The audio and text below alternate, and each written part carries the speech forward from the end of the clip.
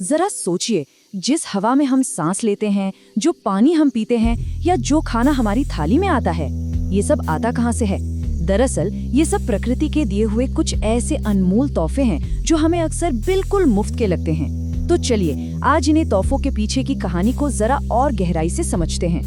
पर क्या ये तोहफे वाकई में मुफ्त हैं या फिर इनकी कोई ऐसी कीमत है जिसे हम जाने अनजाने में नजरअंदाज कर देते हैं?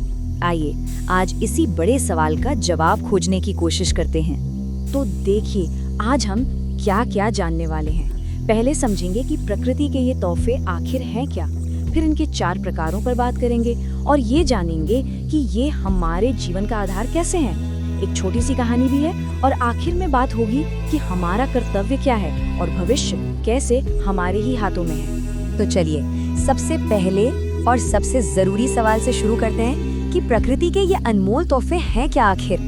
देखिए, वैज्ञानिक भाषा में इन्हें कहते हैं पारितंत्र सेवाएं या इकोसिस्टम सर्विसेज। अब ये सुनने में थोड़ा भारी शब्द लगता है ना, पर इसका मतलब बहुत सीधा है।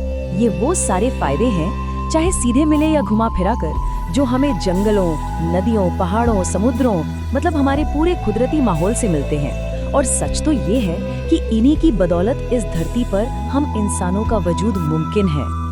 अच्छा, इन सेवाओं को और आसानी से समझने के लिए इन्हें 4 हिस्सों में बांटा गया है। चलिए एक एक करके इन चारों को देखते हैं। सबसे पहले आती हैं प्रोविजनिंग सर्विसेज। जैसा कि नाम से ही जाहिर है, ये वो सारी चीजें हैं जो प्रकृति हमें सीधे सीधे देती है, जैसे हमारा खाना, अनाज, फल, सब्जियां, सब कुछ, पीने के लिए साफ पानी, घर बनाने या आग जलाने के लिए लकड़ी। और क्या आप जानते हैं, बहुत सी दवाइयां भी तो हमें सीधे पेड़ पौधों और जंगलों से ही मिलती हैं। दूसरे नंबर पर है रेगुलेटिंग सर्विसेज। इसका काम है हमारे पर्यावरण में एक तरह का बैलेंस बनाए रखना। सोचिए, जंगल कैसे कार्बन डाइऑक्साइड को सोखकर मौसम को कंट्रोल में रखते हैं, हमारी हवा को फिल्टर करके साफ करते हैं। यही नहीं, ये बाढ़ और सूखे जैसी मुसीबतों से भी हमें बचाते हैं। और हाँ, एक बहुत जरूरी बात, मधुमक्खियां जो फूलों पर बैठकर परागण या पॉलिनेशन करती है ना, वो भी इसी का हिस्सा है। अरे उसके बिना तो हमारी खेती ही ठप हो जाएगी। फिर आती हैं तीसरी, कल्चरल सर्विसेज।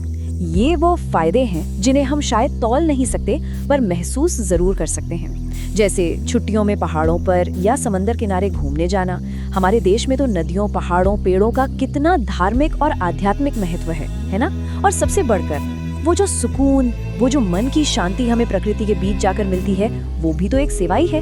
और आखिर में चौथी और शायद सबसे जरूरी सेवा, सपोर्टिंग सर्विसेज। इन्हें आप एक बिल्डिंग की नींव की तरह समझ सकते हैं। ये दिखती नहीं, पर इन्हीं पर बाकी सब कुछ टिका होता है। जैसे कि मिट्टी का बनना, अरे मिट्टी नहीं होगी तो फसलें कहाँ उगेंगी, या फिर पोषक तत्वों का चक्र जिससे जमीन उपजाऊ बनी रहती है। इन्हीं की वजह से बाकी तीनों सेवाएं मुमकिन हो पाती हैं। तो ये हो गई वो 4 तरह की सेवाएं। पर अब असली सवाल ये उठता है कि हमारी रोजमर्रा की जिंदगी के लिए ये कितनी जरूरी है। क्या इनके बिना काम चल सकता है? इसका जवाब बहुत सीधा और सच कहूँ तो बहुत गंभीर है। इन सेवाओं के बिना हमारा जीवन सचमुच बहुत बड़े संकट में पड़ जाएगा। और ये कोई दूर के भविष्य की कोरी कल्पना नहीं है, ये आज की हकीकत है। और इसका असर हमारी जिंदगी के हर एक हिस्से पर पड़ता है। देखिए ना, हमारी सेहत और सुरक्षा वो किस पर टिकी है? साफ हवा, पानी, भोजन पर। हमारी रोजी रोटी, खेती से लेकर टूरिज्म तक, सब कुछ तो प्रकृति से ही जुड़ा है। और हमारा मानसिक और सामाजिक संतुलन, वो भी तो कुदरत की इसी बैलेंस पर निर्भर करता है। चलिए इन बड़ी बड़ी बातों को अब एक छोटी सी पर बहुत ही कमाल की कहानी से समझते हैं। इससे पता चलेगा कि असल जिंदगी में इन सेवाओं का मतलब क्या होता है। ये कहानी है एक लड़की की जिसका नाम था सीमा। सीमा ने अपने स्कूल में एक बड़ी मजेदार बात सीखी। उसे पता चला कि जंगल का मतलब सिर्फ लकड़ी नहीं होता। जंगल तो बारिश लाने में मदद करते हैं, हमारी हवा को साफ रखते हैं और ना जाने कितनी ही बीमारियों की दवाइयाँ भी देते हैं। मतलब उसने इन्हीं इकोसिस्टम सर्विसेज के बारे में पढ़ा था। फिर एक दिन उसके गांव के पास वाले जंगल को काटने की बात होने लगी। तब सीमा ने हिम्मत दिखाई। उसने सभी गांव वालों को इकट्ठा किया और उन्हें वही समझाया जो उसने सीखा था। उसने कहा, अगर ये जंगल कट गया तो बारिश कम हो जाएगी, हमारी खेती बर्बाद होगी और हम सबकी कमाई पर भी बहुत बुरा असर पड़ेगा। मतलब उसने जंगल और गांव की खुशहाली के बीच का कनेक्शन सबको साफ साफ दिखा दिया। और जानते हैं क्या हुआ? गांव वालों को सीमा की बात दिल पर लगी। उन्हें सब समझ आ गया। उन्होंने मिलकर फैसला किया कि वो जंगल को बचाएंगे। और तो और अपनी जरूरतों को पूरा करने के लिए उन्होंने फलदार पेड़ लगाए, जिससे कमाई का एक नया जरिया भी बन गया। कुछ ही सालों में गांव की तस्वीर ही बदल गई।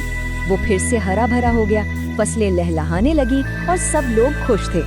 तब सीमा के टीचर ने एक बहुत गहरी बात कही। उन्होंने कहा, देखा, प्रकृति की ये सेवाएं वाकई अनमोल है और इनकी हिफाजत करना ही हम सबका सबसे बड़ा कर्तव्य है। तो सीमा की कहानी से हम सब एक बहुत जरूरी सवाल पर पहुंचते हैं कि आखिर हमारा कर्तव्य क्या है।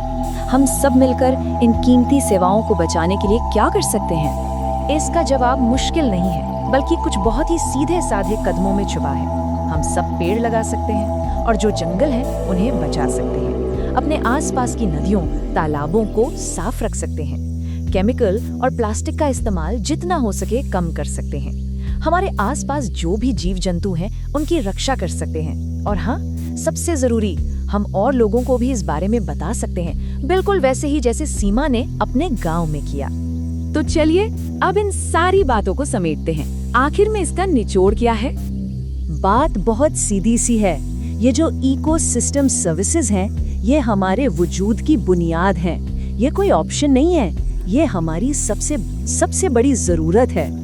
अगर हम कुदरत की इज्जत करेंगे, उसका ख्याल रखेंगे, तो यकीन मानिए वो भी जिंदगी भर हमारा साथ निभाएगी। तो अब ये सवाल हम सब के लिए हैं। अपनी प्रकृति को, अपने भविष्य को बचाने के लिए हमारा अगला कदम क्या होगा? इस पर सोचिएगा जरूर।